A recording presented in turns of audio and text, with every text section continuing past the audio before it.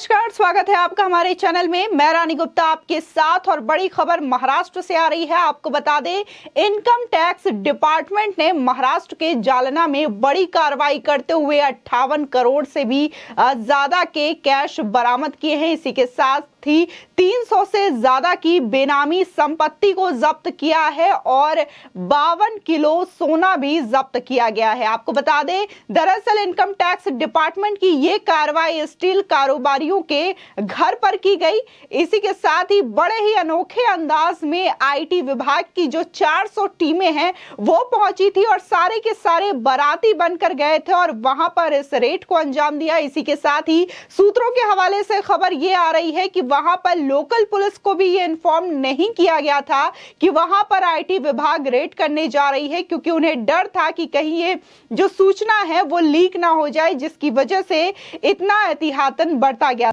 इसी के साथ ही जिस तरीके से जो नोटों का अंबार मिला है उसको गिनने के लिए 13 घंटे से भी ज्यादा का समय लगा और इसको गिनने के लिए कई सारे लोगों को बुलाया गया था, जिसके बाद नोटों की गिनती कर यह सुनिश्चित किया गया कि 58 करोड़ से भी ज्यादा के कैश बरामद हुए हैं। आपको बता दें कि कालिका स्टील और साईराम स्टील नाम के ये जो कंपनी है उनके कारोबारियों के घर पर यह रेड करी गई है। इसी के साथ ही महाराष्ट्र में जिस तरीके से कारोबारी के घर पर यह रेड हुई है जांच एजेंसियों के द्वारा, तो इस पर भी अब सवाल उठ रहा है कि जिस तरीके से विपक्ष बार बार केंद्र सरकार पर यह आरोप लगा है कि केंद्र सरकार अपने सदुपयोग के लिए केंद्रीय जांच एजेंसियों का प्रयोग करती है, चाहे फिर वो ईडी हो या फिर इनकम टैक्स डिपार्टमेंट। तो ये अपने आप में ये जो तस्वीरें सामने आई है नोटों का अंबार वाला, वो सवाल उठाता है कि अगर सरकार अपने सदुपयोग के लिए इस तरीके के रेड को अंजाम दिलवा रही है तो ये नोट जो है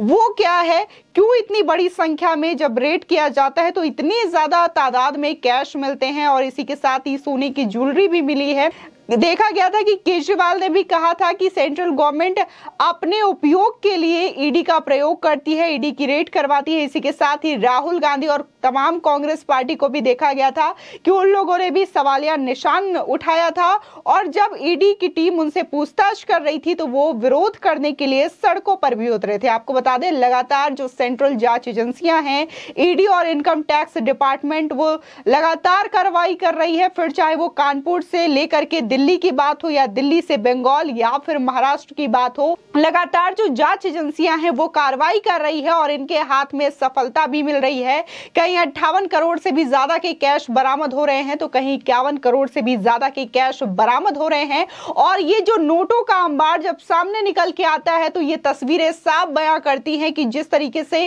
सेंट्रल एजेंसीज निष्पक्ष होकर के जांच कर रही है, उसी का ये सबूत है कि इतनी तादाद में जो कारोबारी हैं और जो नेता हैं, करप्ट भ्रष्टाचारी नेता, उन्होंने कितना बड़ा खजाना अपने घरों पर छुपा कर रखा है। आपको बता दें, करोड़ों रुपए की अघोषित अवैध और बेनामी संपत्ति यानी कि देश के अंदर छिपी ब्लैक मनी को पकड़ने के मामले में ईडी और इनकम टैक्स डिपार्टमेंट के लिए यह साल अब तक काफी कामयाबी बना रहा है। बता दें, हाल ही में हुई एक बड़ी कार्रवाई की बात करें तो आयकर विभाग द्वारा महाराष्ट्र के जालना में 3 अगस्त को एक उद्योगपति के ठिकानों पर हुई छापेमारी में 58 करोड़ रुपए की नकदी और 52 किलो सोने समेत कुल 390 करोड़ रुपए की बेहिसाब संपत्ति को जब्त कर लिया गया है। आपको बता दें, कालिका स्टील और साईराम स्टील नाम की एक कंपनियां बताई जा रही है, उनके ओनर के यहां पर यह छापेमारी आईटी विभाग के द्वारा की गई है।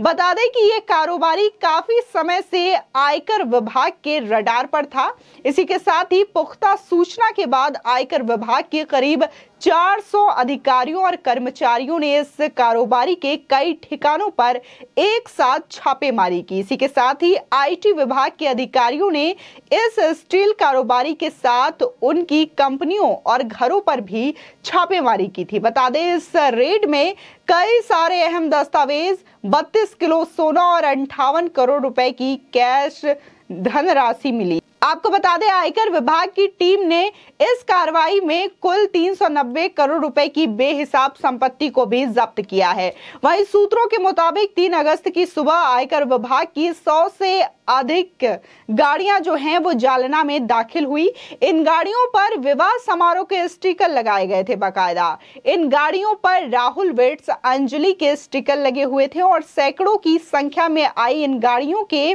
भीतर 400 से अधिक आयकर विभाग के अधिकारी और कर्मचारी मौजूद थे। और इसी के साथ ही जिस तरीके से बताया गया है कि ये विवाह समारोह को दर्शा रहा था, तो इन पे जो अधिकारी और कर्मचारी बैठे हुए थे उन्होंने भी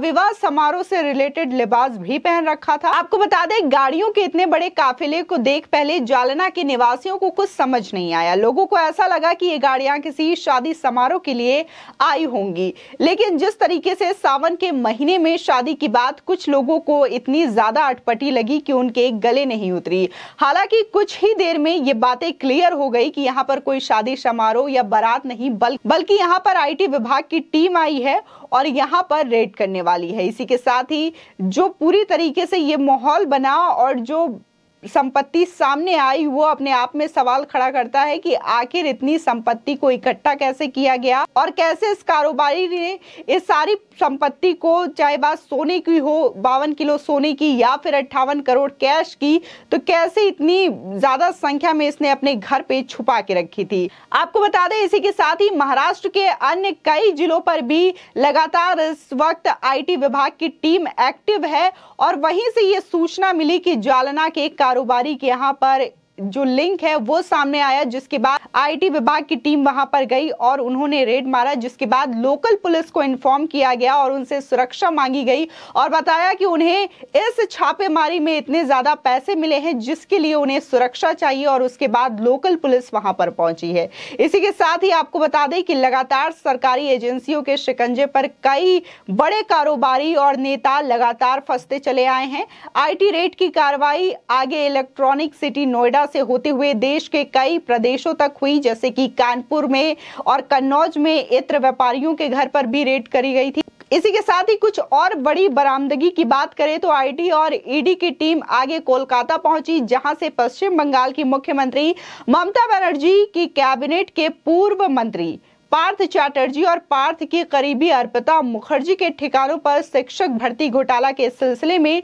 डाली गई रेड के दौरान करीब 55 करोड़ से भी ज्यादा की बेनामी संपत्ति रिकवर हुई है। इसी के साथ ही कुछ दिनों बाद चेन्नई समेत दक्षिण भारत के कई शहरों में भी एक साथ कई फिल्म निर्माताओं, फाइनेंसरों और इसी के साथ ही डिस्ट्रीब्यूटर्स पर भी शिकंजा कसा गया। अब ये जांच जो है वो महाराष्ट्र पहुंची और महाराष्ट्र में भी देखने को मिला कि कैसे जो शिवसेना के सांसद हैं संजय राउत, उन पर भी ईडी की कार्रवाई हुई। ये भी सेंट्रल एजेंसीज के हाथ है और वो इस वक्त जेल में। इसी के साथ ही देखने को मिला कि केजरीवाल के जो मंत्री हैं सत्येंद्र जैन, उन पर भी ईडी का शिकंजा कसा हुआ है और फिलहाल वो इस वक्त ईडी की हिरासत में है। इसी के साथ ही महाराष्ट्र से ही एक और जो रेड की खबर है वो सामने आई कि जालना में किस तरीके से जो कारोबारी है उसके यहाँ पर इतनी बड़ी तादाद में नोटों की गड्डी बरामद हुई है। सबके बावजूद बार बार देखा जा रहा है कि कैसे नेता और कारोबारियों के घरों पर ब्लैक मनी और बेहिसाब संपत्ति मिल रही है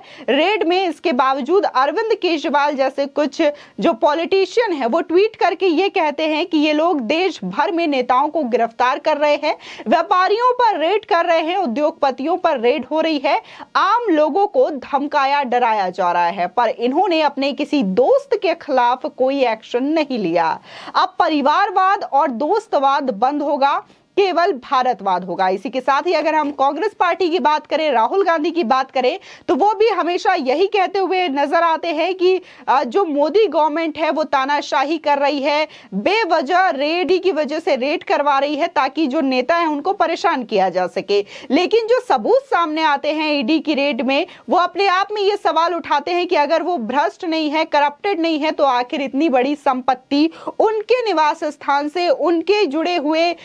घरों से क्यों मिलती है और कैसे मिलती है। आपकी इस खबर पर क्या राय है, हमारे कमेंट सेक्शन में जरूर बताएं। आगे की और भी अपडेट के लिए चैनल को सब्सक्राइब करना ना भूलें।